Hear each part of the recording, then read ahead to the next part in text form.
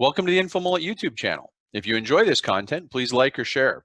And if you'd like to support the InfoMullet by becoming a mulleteer, visit us on Patreon. We appreciate your support. Okay, well, we've got 15 people, so we're going to go ahead and get started. Welcome to the InfoMullet Facebook Live Ask Me Anything. My name's Tim. We're doing our Wednesday update on the COVID-19 pandemic, global pandemic. And today, a couple housekeeping items.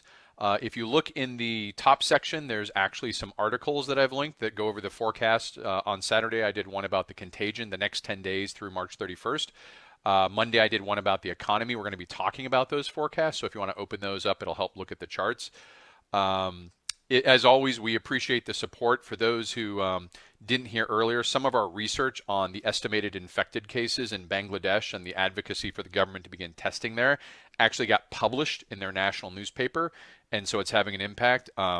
We also created interactive charts. If you go to the InfoMullet today, you'll find that there are charts where you can custom select up to 5 different countries and compare them across the 160 the World Health Organization reports. So the charts we've been publishing, confirmed case, total rate of change, death rate, you can now create your own interactive charts and download those, and they're updated live time. If you like this stuff, we're having to upgrade the servers, keep it all running. www.patreon.com/infomullet.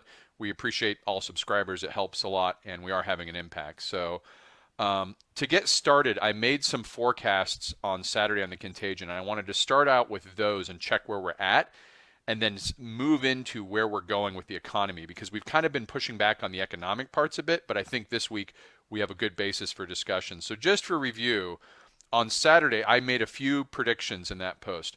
I said by Saturday or early Sunday, there would be 25,000 confirmed cases.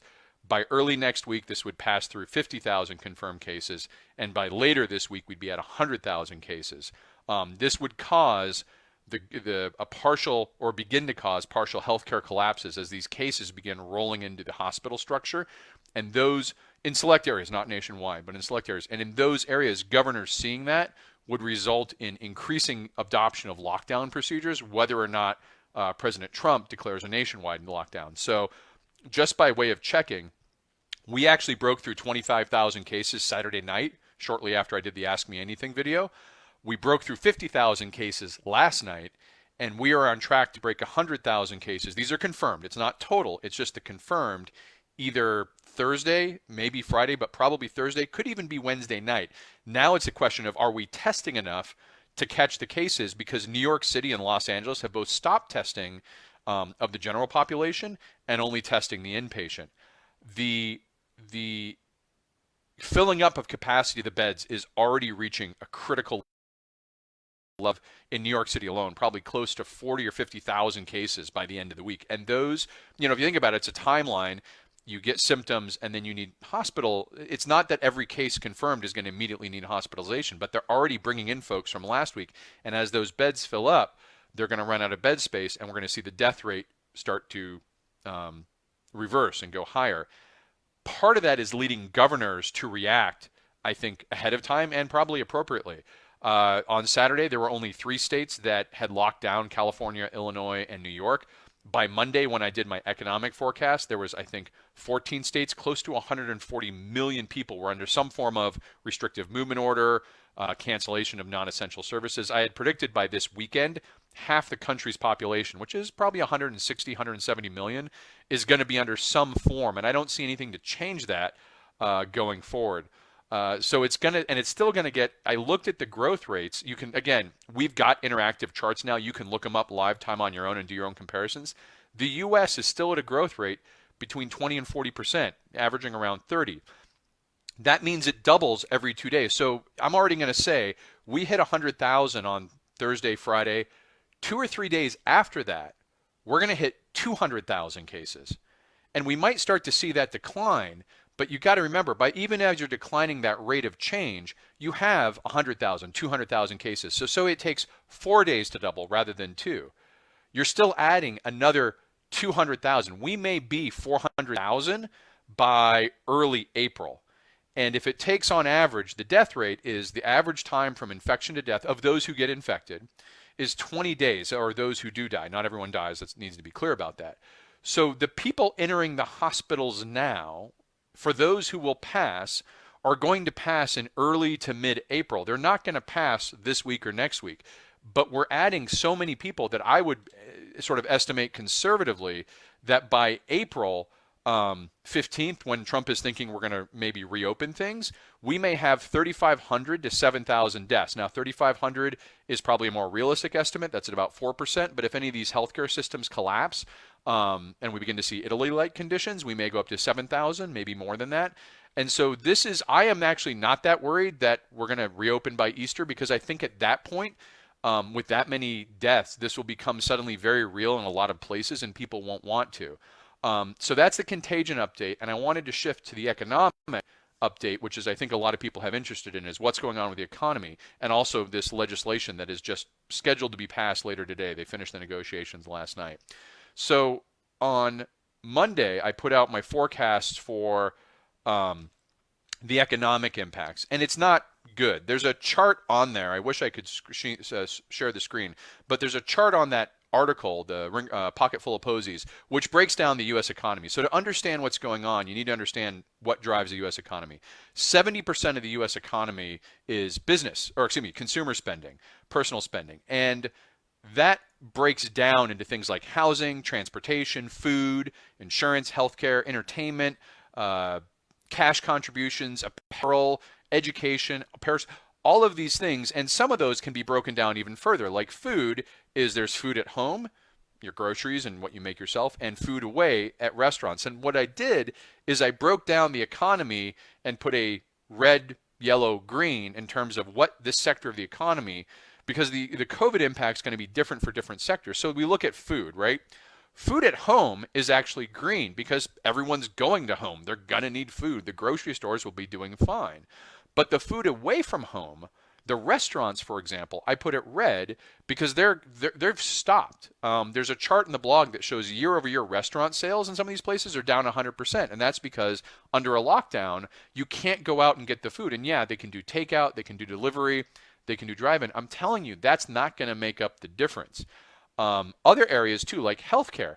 Healthcare people think, well, all this is going on, healthcare should be doing fine. They're getting hammered because all of the normal procedures that are the money makers for them, that whether it's a for-profit system or they're just making expenses, those are being canceled.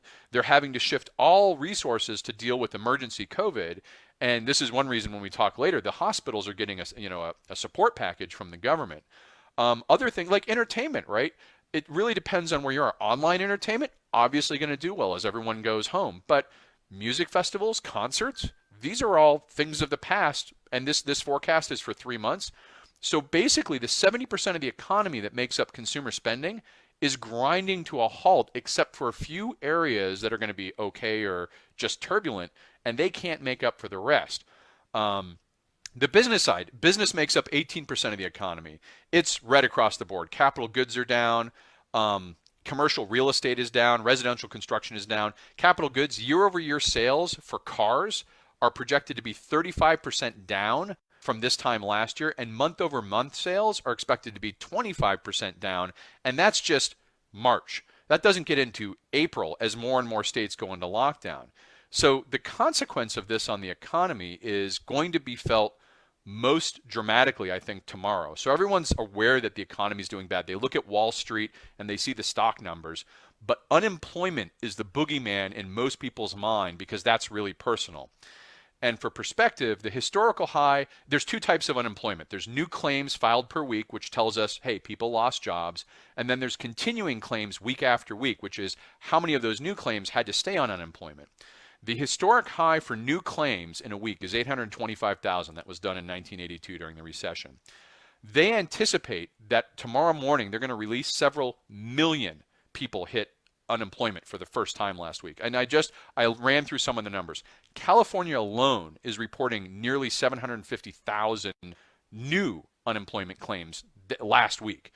And this is not even this week, this is last week claims, and that's just one state. So you can see that we're already probably going to exceed the historic, and it's a question of how many millions. And it's not like this is a snowstorm that's going to go away or a bad blizzard that caused people to be off for a couple days or a week. It's going to stay at least, for my prediction, 1 to 2, well, probably 20 to 30 days at least until we hit the outbreak. And probably 2 months in all, because this is going to be something that's not a condition that goes away. So these are going to end up being consistent unemployment claims. The challenge of this from an economic standpoint is that the states are not prepared to handle this level of unemployment. There are something like 31 or 35 states are solvent and sort of above the threshold, but as far as government reporting, there's at least 22 states that don't have enough money to pay unemployment. Well, I want to be clear. This does not mean you're not going to get an unemployment check. You will, but it means those states have to borrow from the government with interest. If you hit this threshold and you're above this in the states, and there's a map on the InfoMullet that shows this. If your state is above this threshold, you can borrow money under crisis conditions with no interest. If your state is below this threshold, which some of the biggest states, New York, California, Texas, they're all below that threshold. They're going to have to borrow at interest.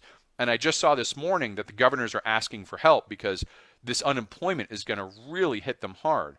The other thing is the state pensions aren't well funded. There's a solvency question in the states about the pension and healthcare, and that's another means of doing it. And they're reliant on stock markets, bonds, things like that, which is just taking a shellacking. So this cascading effect that begins with the consumer economy shutting down, millions of people going out of work, that leads to a drain on state resources, even as they're trying to fight this pandemic and puts in jeopardy healthcare pensions. I basically am saying that as of tomorrow, people are going to put that as the starting point of the depression.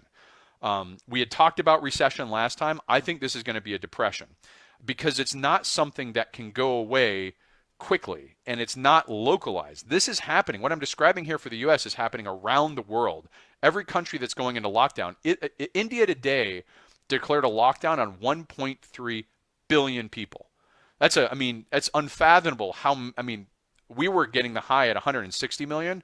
They're going to do 1.2 billion. This economic challenge is going to be very deeply felt simultaneously, which is why I think it's going to be a depression. Now, in the article, I distinguish, in economics, there's two types of recessions and depressions. There's one that's called an exogenous shock and one that's called a fiscal or credit recession. And these are very different because it leads to why the government is doing certain kinds of intervention and what we need to look to keep the economy, I'm not going to say well, but at least, on life support.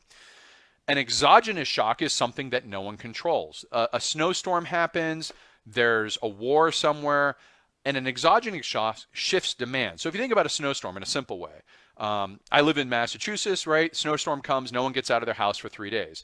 The demand that people have over those 3 days isn't gone. It's just shifted 3 days. When the snows melt, people get outside. They're going to want to go shopping again. They're going to have the demand. As long as there is credit available, they can continue with the pent-up demand. Now, some things aren't going to, if you eat inside, I'm not going to go out and have 4 lunches. Because I may have 1 lunch at a restaurant, but I'm not going to have 4. So things like restaurants, travel, those things aren't caught up. But generally in an exogenous shock, the economy recovers very quickly. So even in a recession or a depression, you get this V-shape approach, which I put a graph on there to show it's a sharp down followed by a sharp up. A fiscal recession, however, is very different. This is what we had in the Great Depression or the Great Recession, so 1929 and 2008-9.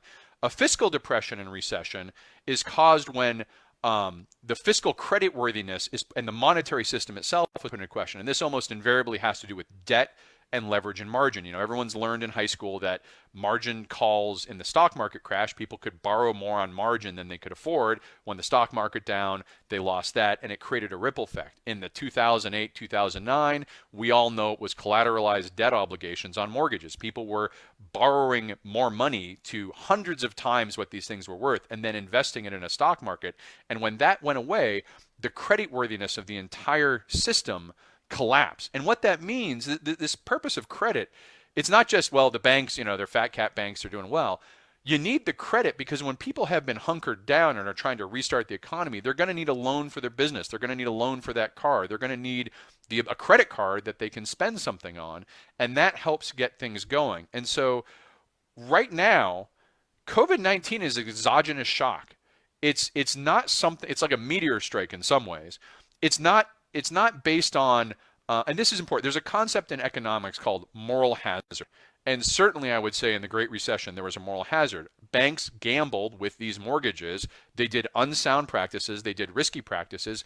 You can argue homeowners borrowed more than they should have, put on more debt.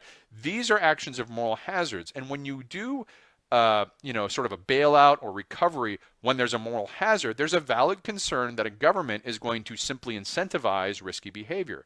But we need to be clear and distinguish, and there's lots of, I'm simplifying, but there's lots of room for debate of that, to what extent that happened in past. But in this situation, we need to be very clear. The moral hazard here is a very different discussion. A restaurant that's doing fine and has a pandemic that breaks out globally, and now they don't have any customers, there's no moral hazard for them. They didn't do anything wrong or risky. They didn't, companies that rely on imports or exports, I mean, you could argue at the very small margins, but in general, these are exogenous type effects. The moral hazard of supporting the economy during times like this is a much smaller concern, because it's effectively, you hear this phrase of wartime conditions. I mean, you're looking at an economic shock that's hitting everyone, regardless of whether you're well planned or not. So when this question of moral hazard and support forms the basis of the federal intervention. So the consumer economy stopping or stopped. Millions of people are going on unemployment, are going to stay there for at least the 3 months. The businesses are stopping. It's an exogenous shock because right now it's caused by this pandemic that is external to everyone. It's not a credit shock unless states collapse their solvency or corporations begin to renege on their debt. There's not a fiscal collapse, so it's not like 2009 in that regards yet. This gets to the question of how will we exit this?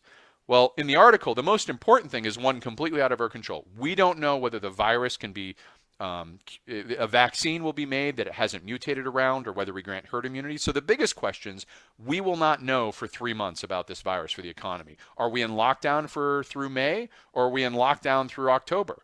I mean, that's a huge question for the economy, but we won't know now. What we do know now is what actions we can take today to make sure this becomes more like an exogenous shock, recession, or depression, rather than a fiscal recession or depression. And I think what you're seeing is, so I was going to go through some of the government responses just quickly. And again, I haven't read the bill because it's not been released. It's probably a 2,000-page bill. So please understand, this is a very high-level summary of the actions debate, but sort of to talk about the responses here.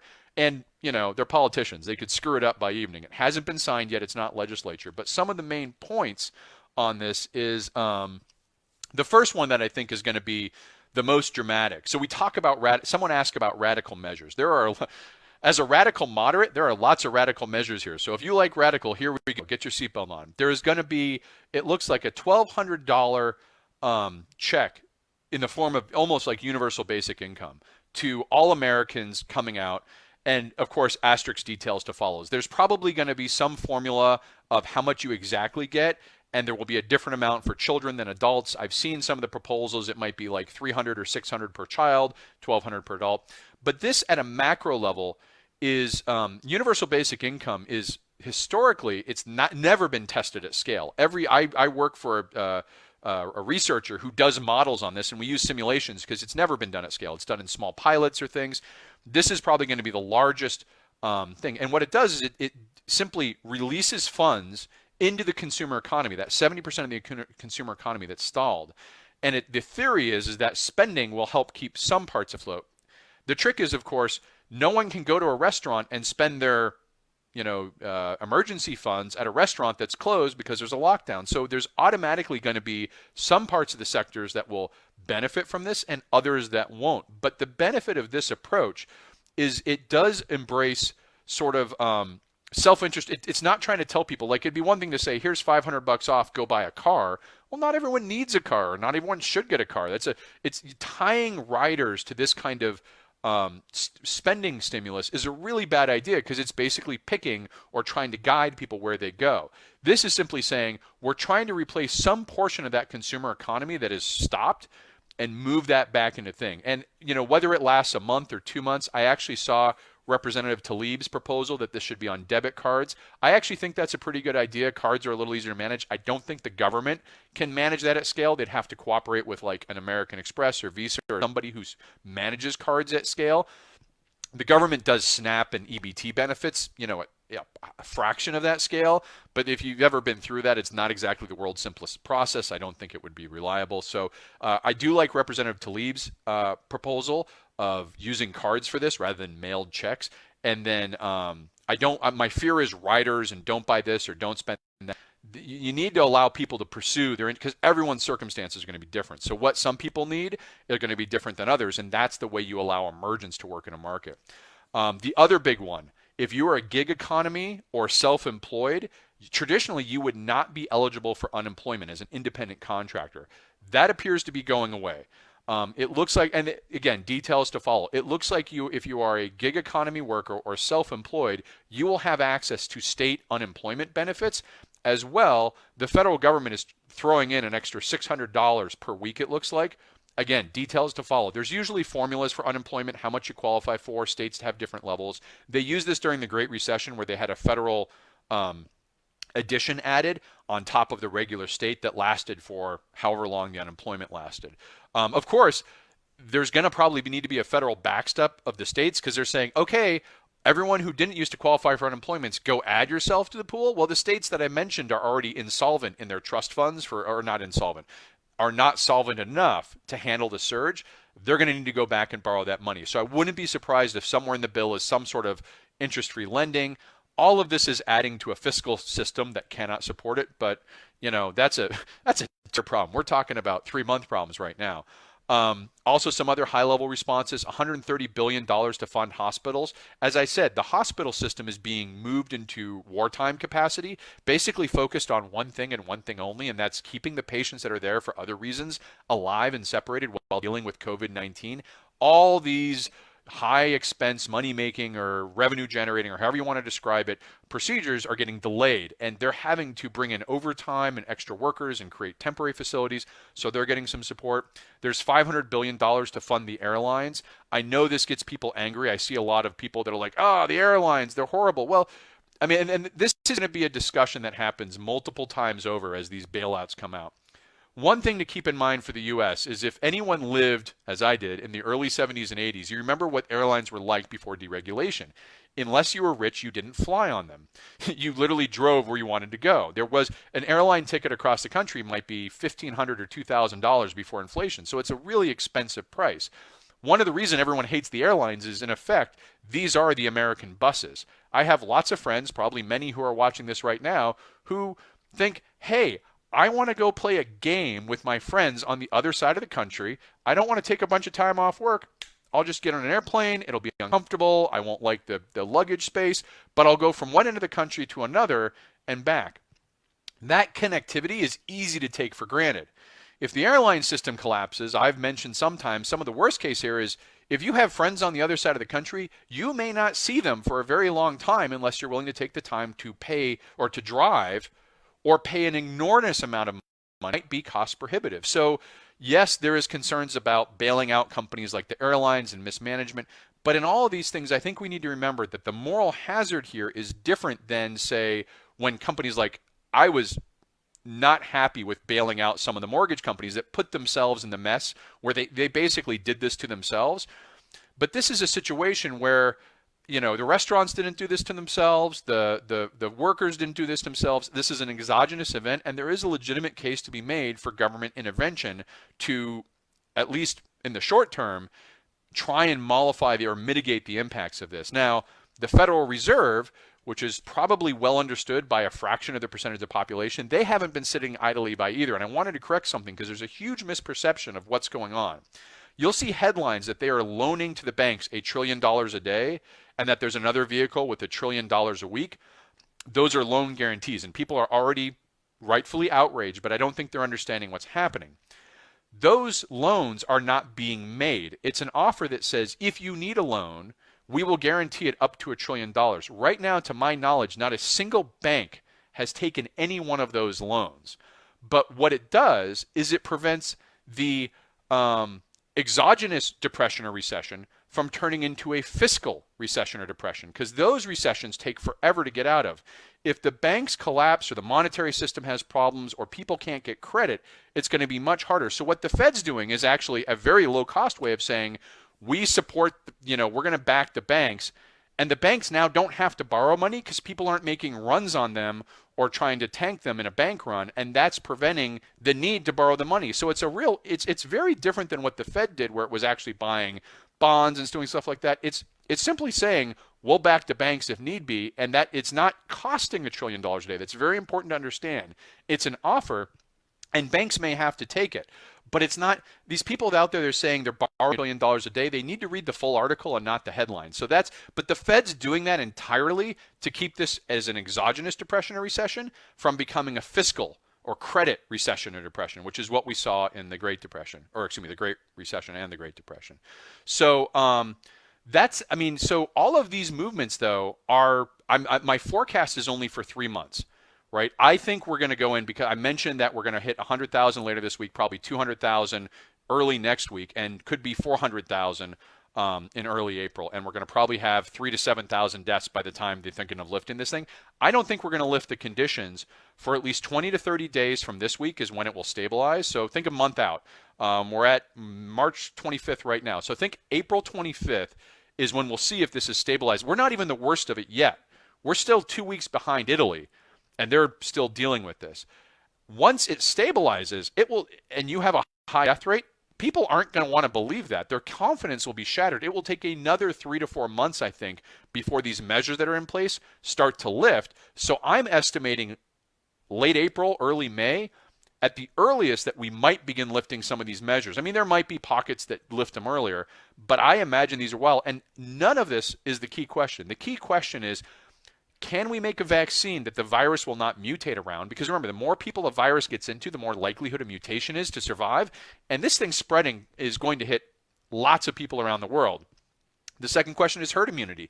Coronavirus generally gets herd immunity. You get it once, you don't have to worry about it a second time, and that creates herd immunity over time.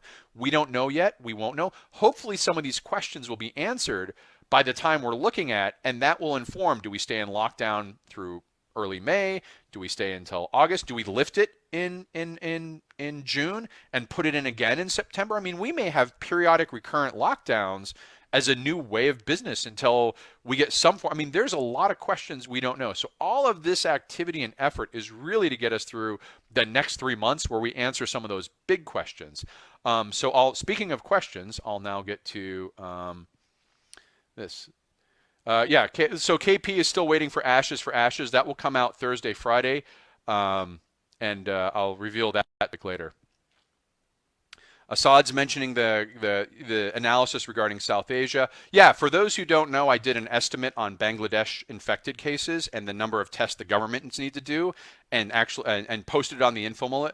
Sabina translated that into Bengali, posted it on her page, which she gets a lot of coverage, and it is now one of the front page stories in one of the major Bangladeshi newspapers. So those of you who are supporting the InfoMullet through Patreon understand the impact you're having. Because we're focusing our efforts to try and help some areas that are getting underdelivered, we are getting analysis out to places that need it. I mean, just this morning, Jerry Spalding, huge shout out to Jerry Spalding. He created interactive applications that allow you to chart the count rate, the death rate, and the rate over change over any combination of the 160 countries tracked by the WHO, updated daily. So we're putting these tools out there, and if you want to support, as a subscriber or mullet-tier, it's patreon.com/infomullet. We appreciate anything that's there. Let's get to some of the questions on. Oops, I scrolled through. Let's see here. Okay, Sean joined. Hey, Tyler, Sean, Beth. Good seeing everyone. Tony, Brent, Tyson, good to see you. Shout out to Ann Kenny. Go Salts or whatever. Ballpark 1.7 million, Brent, for unemployment. I think that's a reasonable ballpark. On the chart, I had a little line that showed it could go up to 4 million. I think the 4 million may be, the highest we've had is several million. But the key thing is how long we got there. In the Great Recession, it took us many weeks to get to 5 or 6, 7 million persistent unemployment claims. We may jump up to that in 2 or 3 weeks. So there's a much sharper, because this is exogenous shock and it's hitting everything at once, it will be very sharp. Ninja stuffed. Oh, people have noticed. This is Bonky. This is Bonky, the emotional support donkey. I had a fan that sent it in. He's got a really cool origin story. We'll do that later and probably it will be an integrated universe. Don't worry. That's Bonky the donkey. Let's see. James, good to see you. I'm having a hard time seeing the comments. Do we really think people will honor a lockdown to October? Good question, Krista, but I think, remember, people operate at one of two levels in the US. Traditionally, we have been privileged enough with a buffer enough, and I know people hate hearing that Americans are privileged, but the reality is, compared to everywhere else in the world, we really are. We operate at Maslow's upper hierarchy of self-esteem and group identity. The discussions and debates we have about nearly everything, unless if you're a systemically targeted community, you don't get that benefit, but most people do, and so they're up here at this sort of abstract, rhetorical level. This pandemic is going to drop a lot of people down into the lower levels. Safety and security. Am I going to die? I'm seeing death counts. I'm seeing hospitals struggle. Am I going to die? Physiological discomfort. Simply working at home and being isolated, that reinforces the externality here of the risk. At this abstract level, we don't feel the consequences of our actions. But I think as this pandemic rolls on and people see this death count start to rise, which will begin this week, I think they're going to really begin reevaluating some of these self-esteem, group identity level discussions because they're going to be at a different level of safety and psychology. Michael joined. I apologize. The Facebook is making all the comments for some reason shrouded in a haze. I guess it thinks I should be drinking heavily. Nicholas, good to see you, James. Is a one-time payment or each month? So Tyler's asking about the $1,200 a month.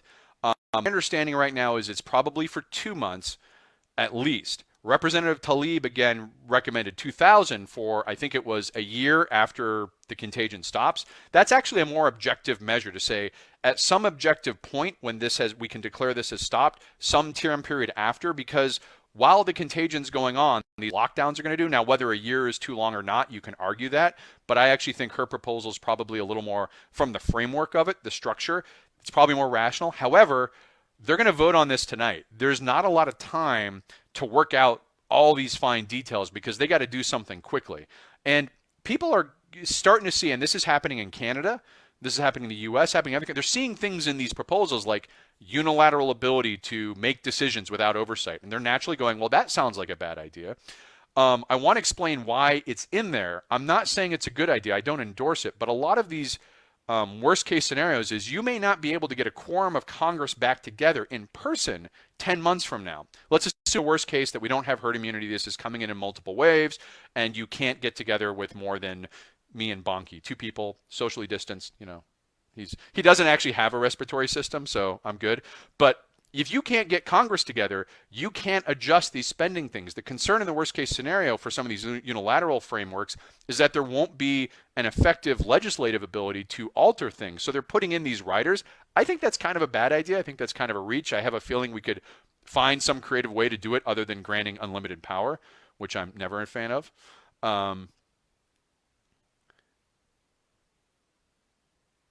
Let's see. Good to see you. Let's see here.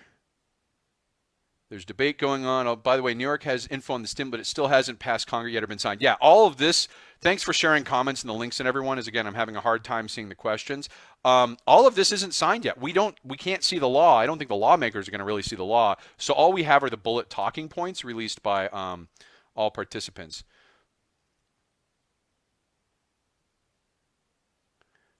Go Hawks, good point regarding, Facebook is being really difficult right now with the questions. Much of my wife's income is on a 1099. Is the relief bill going to address the segment of workers? So this is by Rory. Rory, yes. The unemployment, at least, again, we don't know the bill, but the unemployment package includes 1099s and gig economy workers into the definition of unemployed. That's a very radical measure, which traditionally has not happened. And unemployment is not only going to be the state level, which varies widely by state, it's going to have a $600 a week on top of from the federal level. So if you think about, if you get unemployed, you get this $1,200 check, which is 1 or 2 months for now. I think that will end up being extended when they see the severity of this. Again, all of this stuff is happening before the number gets released tomorrow that we're up to 2 million unemployed. That I am telling people that Thursday tomorrow is going to be ugly in the economic markets when the general public becomes aware of how many people lost their jobs last week. And that was before half the country went into lockdown. So I would take any measures done today and say they're probably going to be more than less as more word of this comes out. So yes, if you're unemployed, you're going to get the $1,200 check plus the unemployment plus the $600. And again, that's not going to replace income necessarily. It depends on your income level. but it's at least something to keep the consumer economy going. But the challenge is when we're in lockdown, very little of this money is going to go to the restaurants. I see the restaurants being wiped out. I mean, some may survive, but they're just not going to be there. It's a tenuous business already with very low margins. People, part of this, we talked about how much of this is permanent. Just like 9/11, the world went on, but there were parts that never went back. Concerts, musician concerts. I'm talking to some people in the music industry. The ability to have concerts is a major ability for artists to get revenue because the record deals, there's a studio and all that jazz and all of those are going to require streaming. Doesn't make that up. So yes, entertainment may do better, but if a big part of entertainment spending is festivals and concerts and those are gone, that's going to have a question on how we consume art and culture. Yeah, Valeria good pointed out planning 6 to 18 months. I think that's more realistic from a planning standpoint. Remember, we've talked about these doubling effects. When you're doubling every 2 to 3 days, it's nuts to predict a month out because you got to be looking further out. Otherwise, you're constantly going to be changing this decision curve and trying to catch up. And I think that's what you're seeing is you're seeing people try and catch up. How much weight should we give new case counts since many states are... I'm trying to read this question here. Many states have increased testing and there are quarantine until recovered without a test per the doctor's order. So the confirmed case counts, this is Rory, this is a good question. The confirmed case counts is a proxy measure. So when you're dealing with things like violence and instability, you can't just go out and ask people and it's hard to do. You use proxy measures, which is saying this measure is actually a measure of something else that we can't actually get to. And the confirmed cases is simply a proxy of the total cases. And as it goes up and down, it's not perfect, but we're relatively sure that the infected are actually large. The confirmed is going to be the low end estimate. Now, on the InfoMullet, www.patreon.com/InfoMullet, we did create a method for estimating the total number of infected, which uses some fancy math and basically says, this is the estimate of the total infected and how many you need to be testing to catch up with the overall infection rate. That's how we were able to make the estimate for Bangladesh. We were able to say in Bangladesh, they're only reporting 33 confirmed cases. We estimate there's between 5,000 and 6,000 on a low end. And therefore, if they're not testing 2,000 to 3,000 a day, they're not testing anyone. So there is a way to estimate these infected cases. As of Sunday, when I did this estimate for the United States, my low-end estimate of total infected in the U.S. was 350 to 100,000. Now, again, many of those are self-quarantined. 80% are going to recover mild symptoms. They'll be at home. You won't have that won't be the problem. The problem is the 15% of those 400,000 that need at least a visit to a hospital, or for worse, hospitalization. That's where this flatten the curve comes in. And you see these death rates in countries. They're not staying flat. They're escalating. Italy is now closing in on 10%. And there's two causes of that. One is they failed to flatten the curve. The other is they're now only testing patients that are in the hospital. So it's this question of confirmed cases is actually smaller than actual. And it's more likely to die. So the death rate's a little higher. But it's also the hospitals are collapsing. You're seeing this in Spain, France, Iran. The U.S. death rate had been declining. It's flattened out. I would not be surprised to see a fishhook behavior in the next couple of days as New York system gets saturated. And that fishhook is where a declining death rate reverses and kind of jags back up, and then it starts accelerating because New York is just the tip of the iceberg on this. You're going to have this in Florida, Washington, California, these outbreaks. And to give an example of, and I'm not trying to put a downer on this, but how many times has the president gone on and described these trucks that are going to New York with 500,000 masks, whatever it is, right? I think it's 500,000. I hope it's 500,000 because the example makes more sense. But if I'm off, someone will correct me in the comments. Great, you have 500,000 masks. One hospital in New York City uses about 40,000 masks a day, like a big hospital, because you're talking about changing masks out every time you deal with a patient. Thousands of workers, they use 40,000 masks. So that one truck, let's say it helps that hospital for 12 days, right? Those two trucks. Okay, that one hospital in New York now has those masks for those 12 days. Something breaks out in California or somewhere in Iowa or Michigan or one of the large areas. Where are the trucks going to come from for them? We're draining the resources now and sending it to New York because it's the crisis. But that is depleting the available leftover stock that can go to, and I'm not trying to start some state rivalry here except for Florida because, Florida. But the concentration in New York is going to mitigate things. But then the question is, where do you get the next 20 trucks, each with 500,000 masks in them, to go to all these other places? And that's what's going to play out. That's what I mean, is that the outbreak really only started this week, and from 20 to 30 days from now is when we see how that plays out in the rest. And that drives a lot of the economic discussion. Is there a resource showing infected as a percent of population? James Smith, this is a great question. So by the way, we now have a Mulleteer militia data science team, or maybe it's the Mulleteer data science militia team working with the name. We have 4 volunteers who have stepped up, or 3 volunteers, Jerry Spalding, KP, and Nicholas Brown, who have all stepped up to help with some of the data science. And we're trying to get to some of these questions people have. What is the testing we should be doing, and as an estimate? What are state level measures, and how can we make interactive charts so people can look up states? What is the infected of the population? This is James' question. That question is hard from a data science standpoint, first of all, because these contagions are very localized. When we look at, say, when we get to 100,000 cases in the U.S. at Thursday, 60,000 of those may be in New York. So do we draw the population of the United States as a percentage of infected? Or do we draw it around New York and count those cases in New York City for that immediate population? That's a subjective qualifier that there are ways to do it, but it's going to be subjective. And then the question is, where do you get your population data? Do you go to Wikipedia? Do you go to the U.S. Census Bureau and its legs? And this question gets much harder as you now start to talk about, we try and track all 160 countries now. So I'm hesitant to put out percentage of impact when it's going to be hard to make that available except in specific cases. A lot of academics are doing that kind of research, James.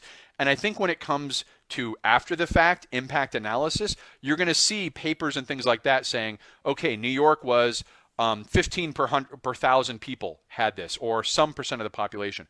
Right now, from a policy management standpoint, I don't think percent of the population is useful, because it doesn't really, the percentage of the population, there's a finite cap on that flatten the curve, and that curve is the number of ICU beds and ventilators and whatever you want to describe, resources. There's a limit.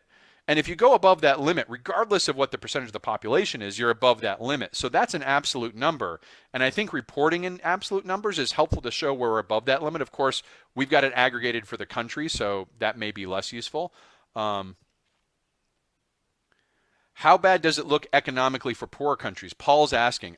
It looks bad. So, I mean, the general rule of thumb I have is as things are bad for rich people, they get even worse for poor people. That seems to be a truism.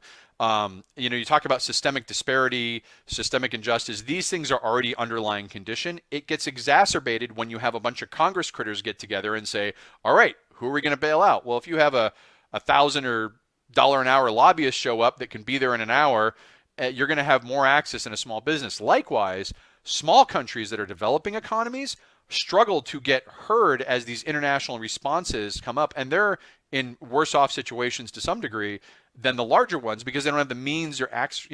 We've been working with Bangladesh, the government. We aren't working with the government. We're working with activists in Bangladesh because you're talking a country of close to 170, 180 million people that has it's had a good economy up through the last couple of years, but this is relative speaking, relative good for Bangladesh. They don't have the infrastructure that we take for granted.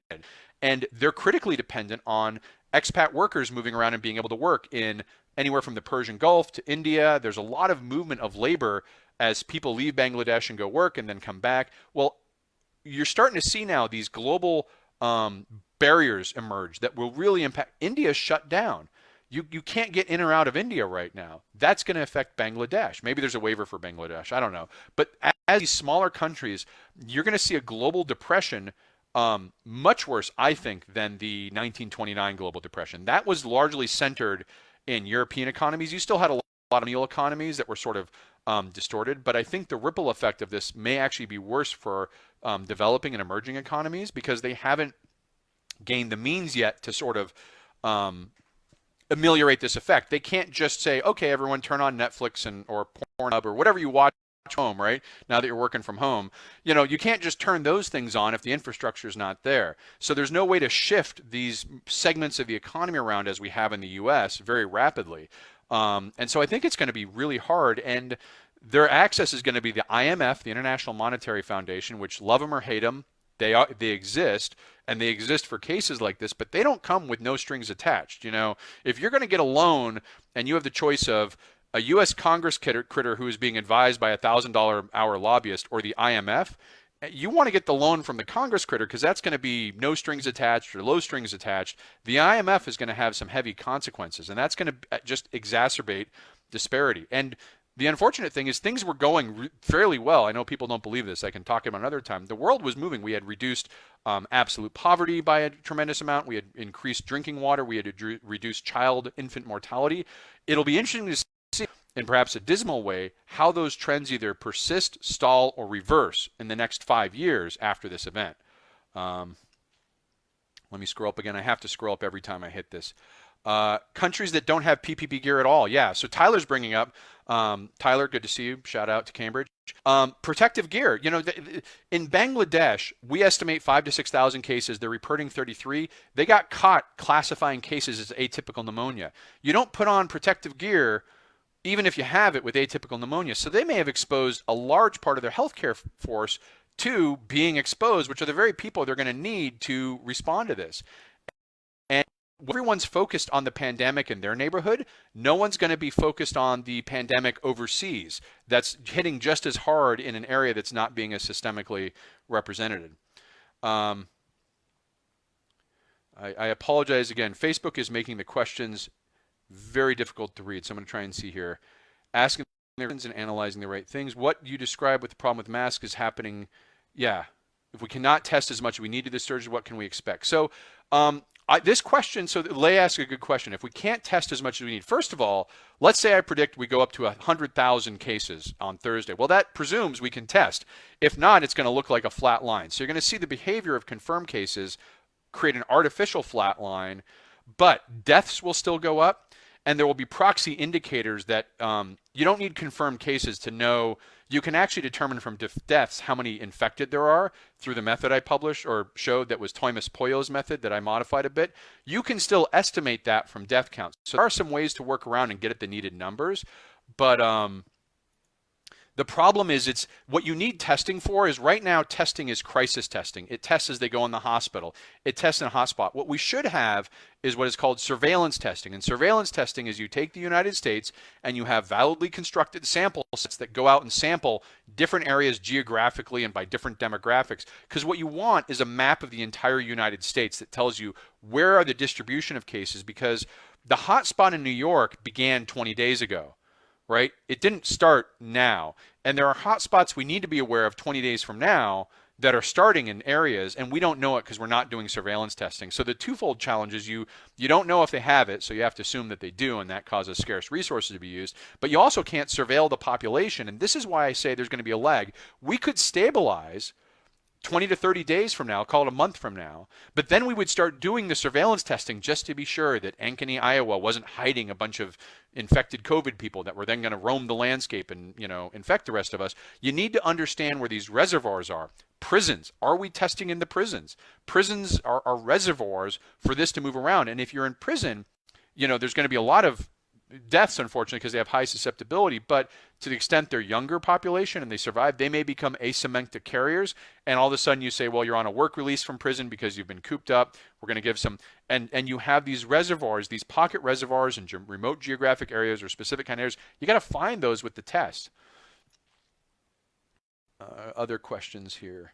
Everyone say hi to Bonky. If you're late, this is Bonky the donkey, the emotional support donkey of the InfoMullet. Everyone say hi.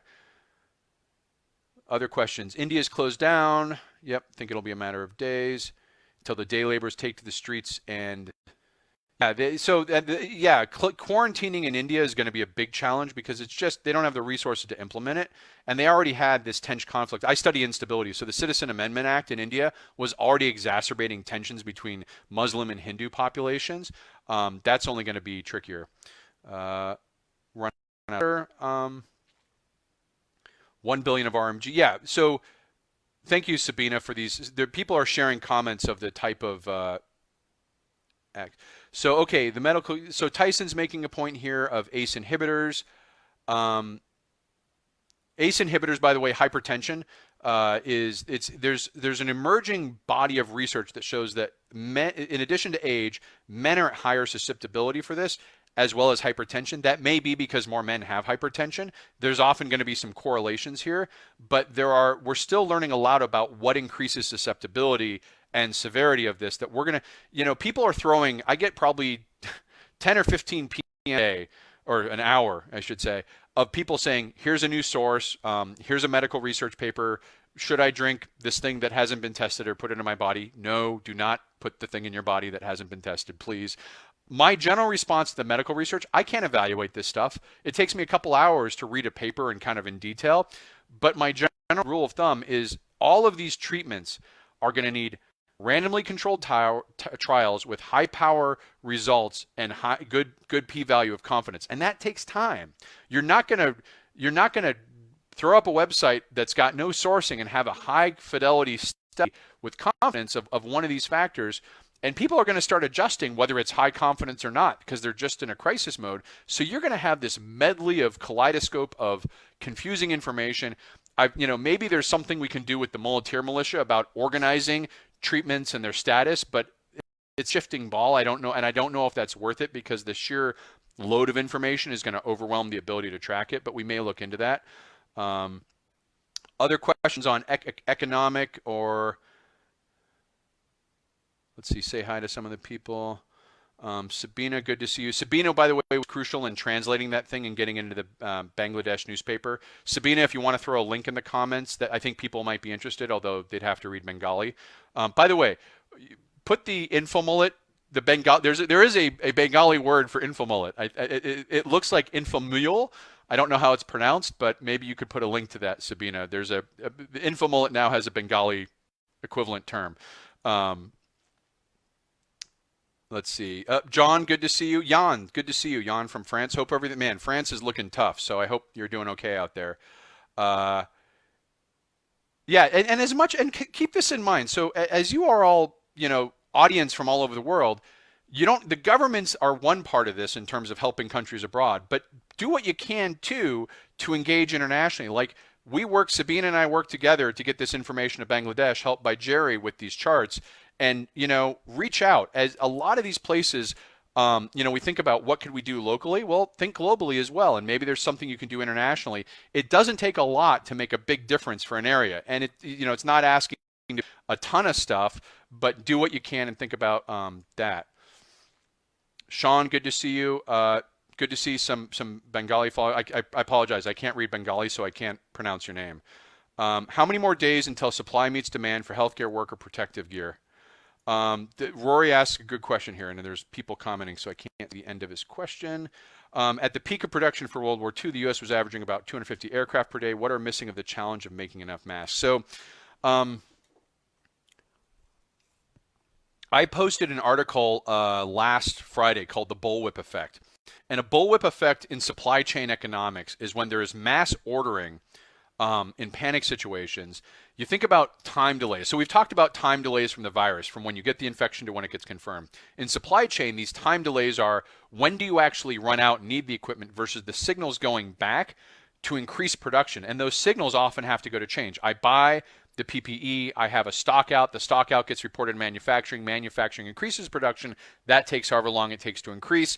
And then the increased production is then rippling through and getting back to the person. Meanwhile, all these signals are sending back, I need more, I need more, I need more, because this doubling effect has this crucial thing of you double, let's say you're being a great supplier and you double your output in a week, right? I did a lot of process improvement in my life, a lot of Lean Six Sigma, process monkey work, all that, sticky notes on the wall.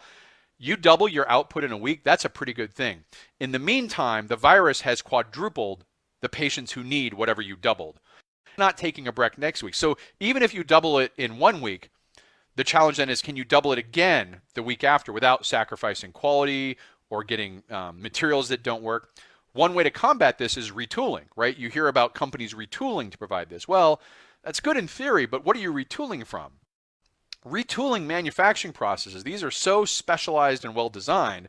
If you want a good way to fall asleep on A&E every time that I'm in a hotel, there's some how is it made special that shows all the manufacturing that goes on in these mass produced items. They're incredibly specialized for that particular item or good.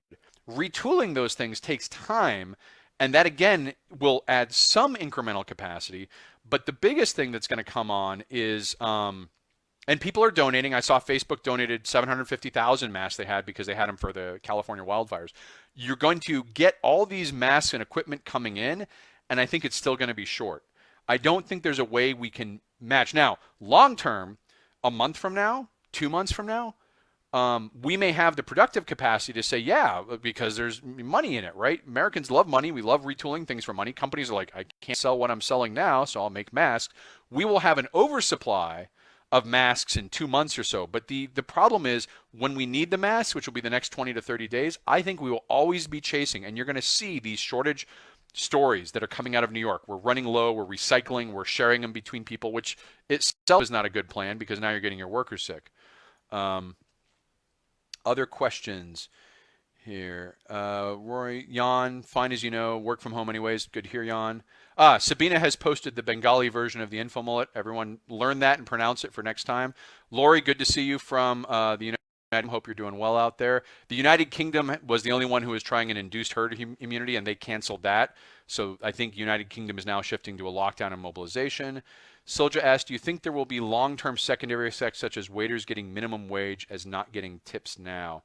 Let me read that again. I think there will be long-term secondary effect such as wait. So yeah, there's the secondary effects are sort of the knock-on effects. Not only am I not getting a wage, but I'm not getting a tips. When I went through the economic forecast, a lot of the measures in this plan are meant to offset or mitigate that. $1,200 a month. Technically for 1 month, maybe two. I think they're going to extend that. Unemployment benefits for everyone, including gig economy workers and self-employed, with the $600 on top. Those measures, Silja, are designed to offset some of the unforeseeable secondary order effects that you can't calculate in a shorter period of time.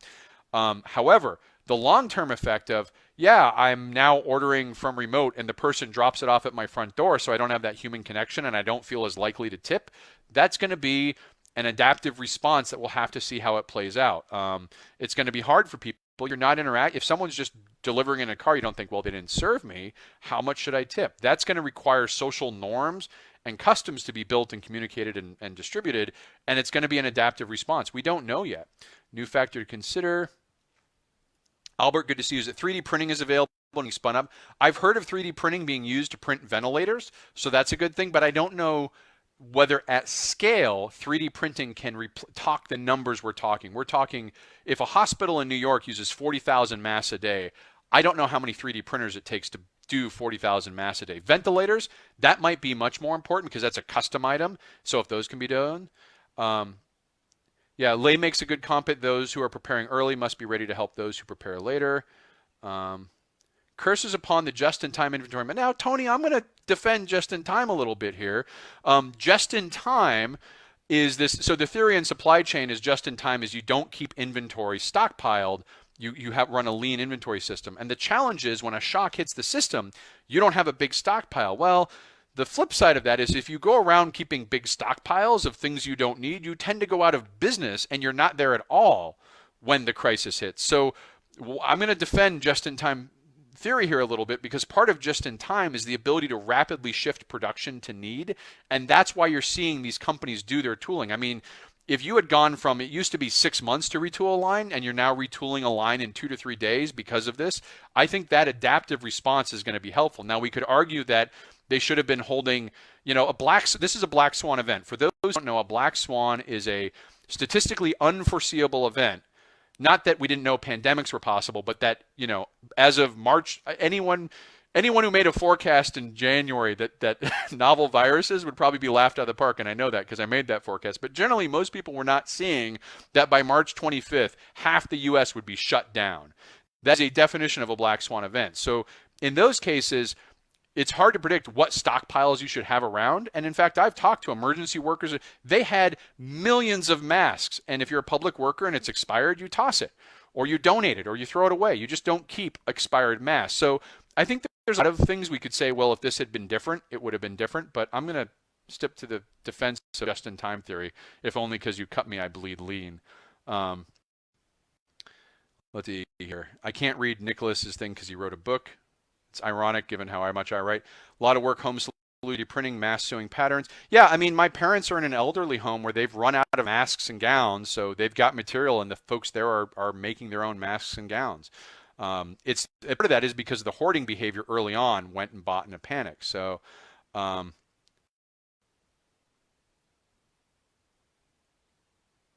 I see you are. Everyone's trying to translate the the Bengali translation of infomullet. It's infomullet, I think. I don't know how you pronounce it, but it's not inflamed mullet. That is absolutely not the correct translation. I can tell you that. Robert, good to see you. Larry, good. Larry, good to you. Larry's. If people want, Larry's another system dynamicist. So shout out to Larry. Thanks for joining. System dynamicists are getting a lot of work out in this because we deal not only in complex simulation models that can navigate these things, but we deal in the world of calculus, which this is a calculus effect, not a statistic effect. Doubling over time and dynamic behaviors over time, that is using the math of calculus. So any of you that are teachers or like motivating kids to do math, COVID-19 calculus, learn your calculus. Which is really ironic for me to say that. Mario Medina, thanks. Any more questions? I want to make sure I'm answering questions because, again, it's been hard to keep track. I'm going to scroll through here and look. Anything on the legislation coming out, the forecasts made, the economic conditions that we've talked about? Feel free to add the questions for a little bit longer. Try and give shout outs to anyone I've missed. Again, shout out to, if you haven't subscribed to the InfoMullet and you want to be a subscriber, www.patreon.com/InfoMullet. That subscription helps us a lot. I appreciate it. Shout out to Sabrina Joy, our first Medici mulleteer, all the senior mulleteers and the mulleteers out there. Appreciate all your help. And just scrolling through some of the questions here. Yeah, I think, and Stephanie Pantera Smith, good to see you. I think she's raised some good concerns in developing parts of the world, clean water, those types of things. I don't think in the U.S., food, water, that's going to be as much of a risk. Again, these systems are going to stay intact, or we're going to be able to route around local outages. As long as the trucks and the railroads go, we'll be able to navigate around that. In areas that don't have that infrastructure and are already struggling with clean water because of climate change effects or just pollution of urban density, that's going to be a problem. The Bangla pronunciation. So we have from an authority here, it is not inflamed mullet. It is infomullet in Bengali. Thank you, Sabina. The record's been corrected. Do I think the Dow Jones moves today are genuinely a rally or a dead count bounce? So I hate to give stock market advice because this is a bad forum for it. But Lori just asked, a dead cat bounce is a term where it's kind of a gruesome term. But if you think you throw a dead cat on the floor, it goes down and then it bounces and goes up a little bit and then drops again. That's something that if you're seeing a large decline in the stock market and it goes up a little bit, it can draw in people to buy, and then they buy at that higher rate and it drops again. I think that tomorrow's unemployment numbers are going to be several million. They're going to be historic because they're going to be more than ever. People are going to realize that we're halfway to the Great Recession employment rate in 1 week. And not even this week, that's last week. I think the stock market is going to have a really hard time tomorrow, even with all this legislative stimulus. However, take it from your applied mathematics friend who has done a lot of math and tracking. The only way you should play the stock market is dollar cost averaging over time of a broad index. Don't get fancy. Don't try and play individual investments or do charts. I've done all the math. I've looked at all the things. If you buy over time, even a small amount, you will outperform just about every money manager out there over time with much less risk. Yes, you will have lost a lot recently, but if you're continuing to buy, you're buying at a reduced rate. Do not, I'm not an advisor. This is not financial advice. Don't have the people come after me, and I don't need more government agencies on my tail for malfeasance, but if you can avoid taking money out of the stock market, do not take money out of the stock market. It's very tempting when you see it going from 30,000 to 20,000 to 18,000 to pull it out. What you do then is you cement your losses. You put them in place. The stock market in 2009 went down to 7,000. I was watching live when it dropped. I was following it on CNBC. People who sold at that point, it recovered and was at 15,000 a couple years later. If you have the means to ride this out, do so. Obviously, that's harder when you're older. This is why, as you get older, you need to diversify into other things. But I would not be buying individual companies at all. And I would sort of, if you're doing dollar cost averaging, keep that. And I would not sell unless you absolutely need to because of circumstances. Otherwise, you're going to lock those losses in. And I probably just violated like 5 SEC rules saying that. So, hopefully the Patreon money will help with bail. Nicholas, question from Nicholas here. Trying to read this question. How would you rate the U.S. response so far and its effectiveness compared to other countries? We are better than Germany, because remember, we're 2 to 3 weeks behind Europe. So Italy actually didn't have a really bad response earlier. It just was the first one and got overwhelmed. Germany, France, Netherlands, their responses were whistling past the graveyard while Italy was going under. So I think they really struggled to take this seriously up front. And I think they're paying the price for it now. Europe has had Italy, France, Germany, Spain are all likely to exceed Chinese cases. And you can argue that cases are rigged. Let's just say they're likely to exceed 100,000 cases. That's you're talking a large part of Europe is about to have a Chinese-sized event multiple times over. The U.S. being 2 to 3 weeks behind when it was now a week and a half ago when there was the Wednesday night disastrous White House press conference where the president went out to install confidence. The next day, the Dow dropped by half. That Thursday, you saw everything cancel. You saw all the sports events cancel. You saw everything being canceled. That was when we started the firebreak response. And I think in some ways, that voluntary response, that's not going to show up until later this week. So the cases that would have prevented will show up later this week. The problem is America has a lot of dumb people and out on the beaches, and they were at the bars, and they were thinking they were immune because they were young. And there was Trump's travel brand that brought everyone back home and crowded them in airports. So it's not sure whether that good response was undermined by equally bad responses. And I think now the good thing about a federal system is you don't have to wait. So a federal system is, you've got the executive power of the White House, but each state has its own executive as well. In a federal system, you don't have to wait for the national government to declare a lockdown. You can do that at the state level. And to the extent that we now have 140 million people under lockdown, the president doesn't want to call it. There's arguments over whether that's a good idea or a bad idea, but we've still got effectively half the country by the weekend, if not more, is going to be under lockdown. So I think we're better positioned in that regard. The problem is we have multiple outbreaks. The U.S. the U.S. by size, you lay it over Europe and population, we're probably 320 million to maybe 500 million, so we're not as big. But we're gigantic compared to all these other countries that are having this. And we have multiple large outbreaks now going in different parts of the country. Italy had the Lombardy region in the north and the south. I don't know if it's suffering now or they're able to contain it. But you're going to have a northeastern outbreak. I mean, New York, the fear of New York is that as New Yorkers see this, they're going to flee the city. And they're going to move into the areas of New England and the Northeast, spreading this. The governor of Florida has already declared any New Yorker flying down is going to be quarantined. And I'm sure Floridians have been wanting to do this for years because they receive New Yorkers all the time. And they're kind of like, but this question of as cities begin to struggle, will then evacuate the cities who can drive or fly or get away, may then spread it to other areas. And it's not like this is a rural versus coast or blue versus red. I mean, I know some Southerners are thinking that it would take Grant to march the COVID virus down, over weeks till they reach Tennessee and Alabama and Georgia. No, the southern states are going to hit this too. So the challenge of the U.S. size is against it, but I think our response has been at the governor level. Again, I'm not endorsing necessarily at the presidential level, but at the governor level has probably aided our overall response. Let's see, here we go. David says,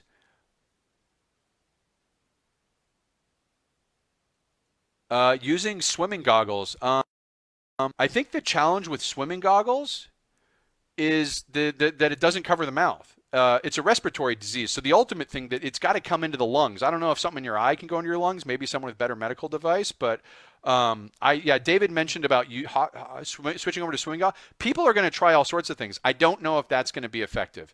I don't think that's going to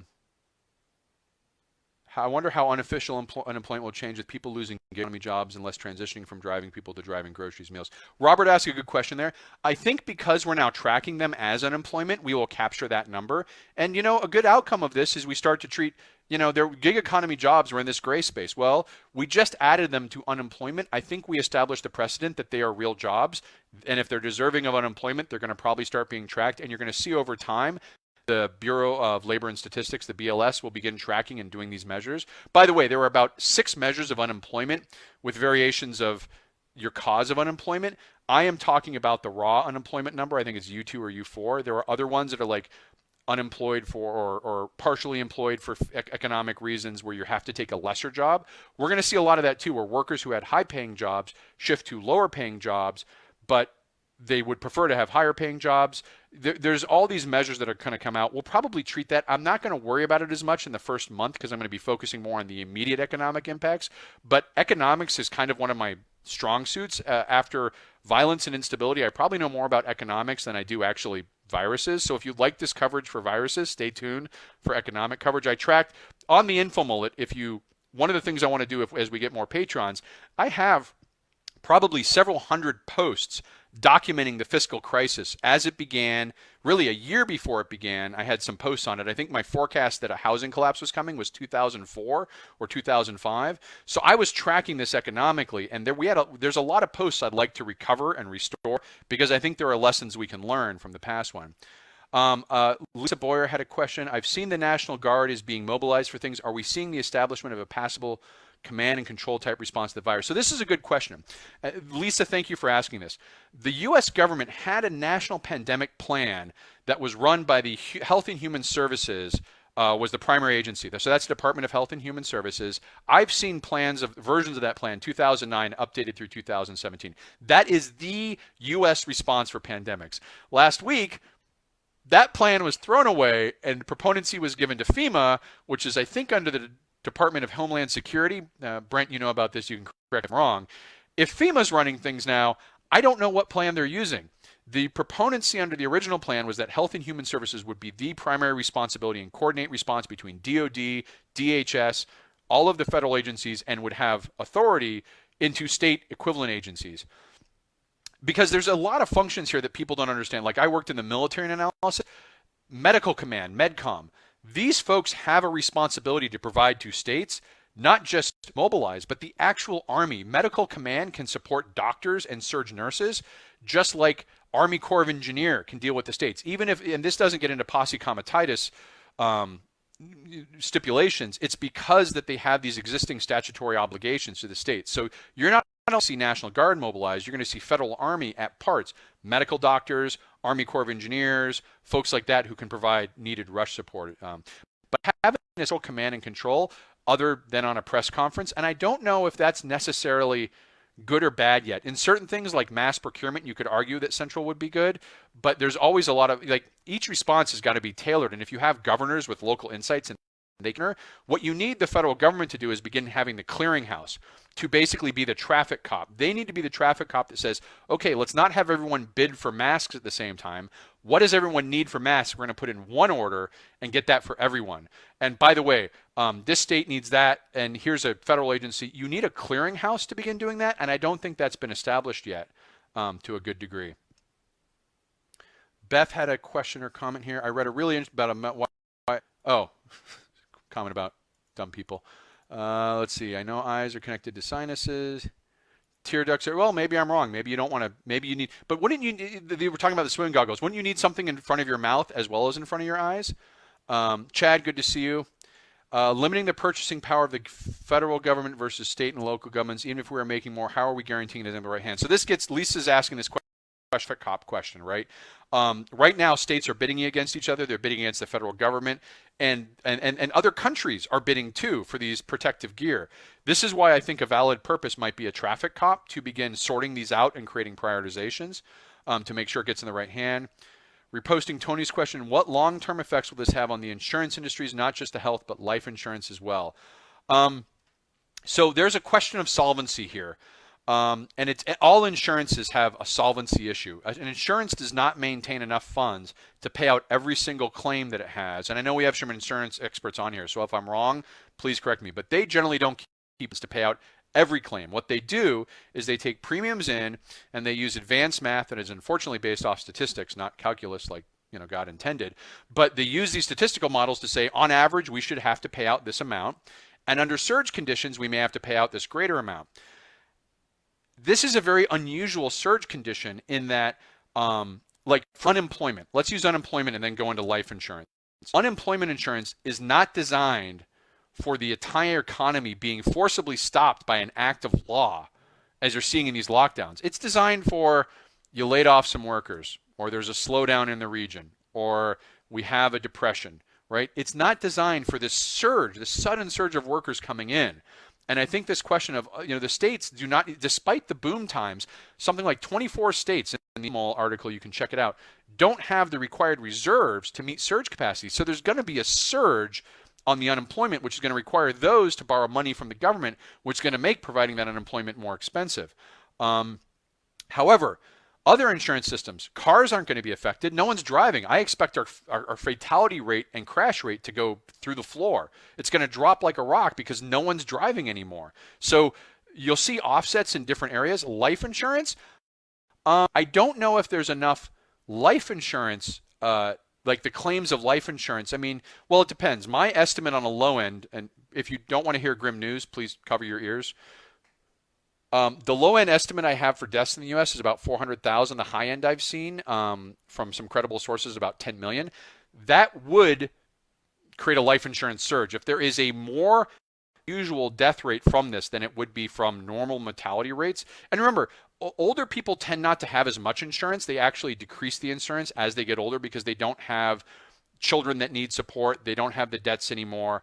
So if this stays concentrated in the elderly population, and again, it's not wholly concentrated. I don't want to say that. You're not immune if you're young. But if the mortality rate is largely in the elderly population, and even if it surges, I don't know how much of an impact that's going to have on life insurance. The big concern I have is the survivors that have in addition to the people we lose, but the survivors who have 20 to 30% less lung capacity, that's going to lead to a long-term secondary pressure on any healthcare system. And that leads into the more general question that we're not getting into today about political economies and healthcare system arrangements. But I think it's all up in the air. It really depends in the next 3 months whether this is something we can beat with a vaccine or we get herd immunity, or we're going to be down for about 18 months.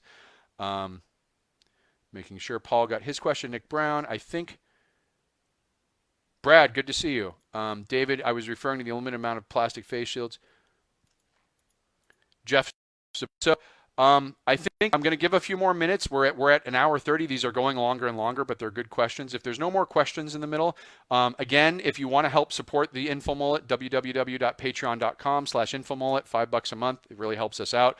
Appreciate the militia Muleteer data science folks. We do have interactive charts now that if you go on the InfoMullet, you can look up and create your own, any 5 of the 160 countries that the WHO charts, you can go up and look up and use that, save it as a picture, share it. That will help if you're in a country that doesn't have a lot of data science coverage. That may help you get some access. We're thinking of adding more interactivity, a state level view, a recommended testing level as we do it. So these things are going on. I'm going to continue doing these twice a week things. I'll do one Saturday, 6 p.m. Eastern. We'll have new updates. We'll have new numbers. KP will get the Ashes to Ashes part of my 4-part series. If you go on the InfoMullet, Ring Around the Rosie was on Saturday. Pocket Full of Posy was on Monday. Ashes to Ashes on Thursday, Friday. You can see where it goes from there, and you can see how this is now a story arc, unfortunately. But appreciate all the support from everyone. Rory, I have a friend question. There is, but depends on infectivity and fluidity.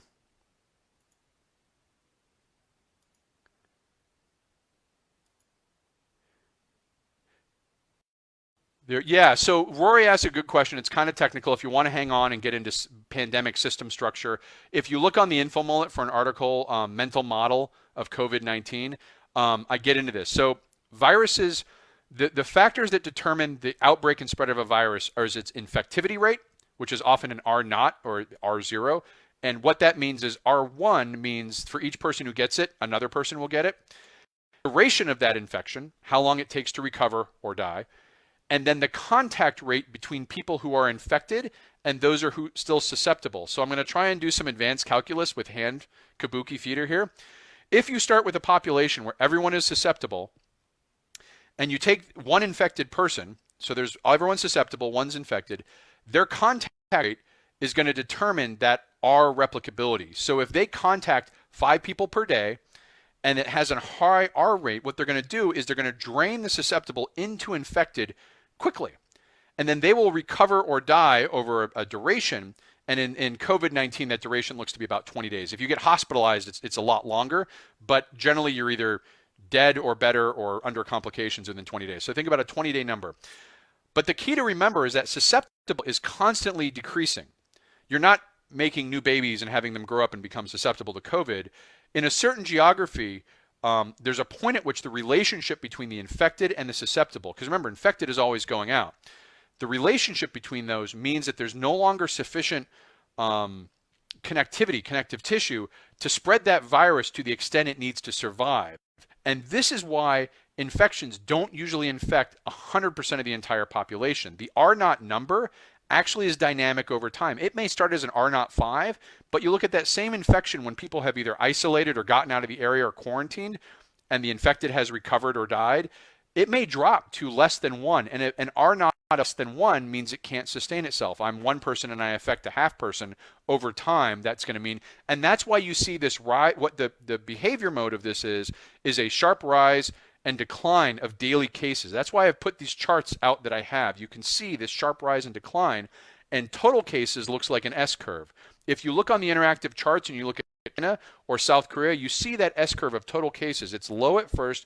It rises as the infection increases, exponential growth, slows as we start to get in that susceptible and infected can no longer have much connection, and then flattens out at the top of the S-curve. These are classic virus system structure, and I don't think COVID's going to break the mold on that. The question is, what's the top and bottom of that S-curve, the overall percent of the population that gets infected? Also, we're talking about over time. I'm focused on the next 3 months. In 24 months, yeah, we may all have a version of this. That may be a reality that this thing keeps coming in waves and we either build up immunity or get vaccines. I'm thinking in the next 3 months that we will have a sharp rise and sharp decrease, but that takes 20 to 30 days from where we're starting right now. Hope that answers the question with hand calculus. I don't see any more questions after that from Rory. Hope everyone's having a good day. I still see 28 people viewing. You're probably on mute now. Anyways, thank you so much for all the support. Look at the articles. We've got the interactive charts. Feel free to share this. If you like this video, share it to your friends who need it and don't believe it. Everyone say bye to Bonky the Donkey. We're going away. Be well, be safe out there, and stay your social distance. Have a good day. Thanks for watching the video. Hope you enjoyed it. If you'd like to follow the InfoMullet, visit us on Facebook or Twitter. And if you'd like notifications when we post new video content, click on the red subscribe button below the video. If you've ever wanted to become a mulleteer and support the InfoMullet, visit us on Patreon. We appreciate the support.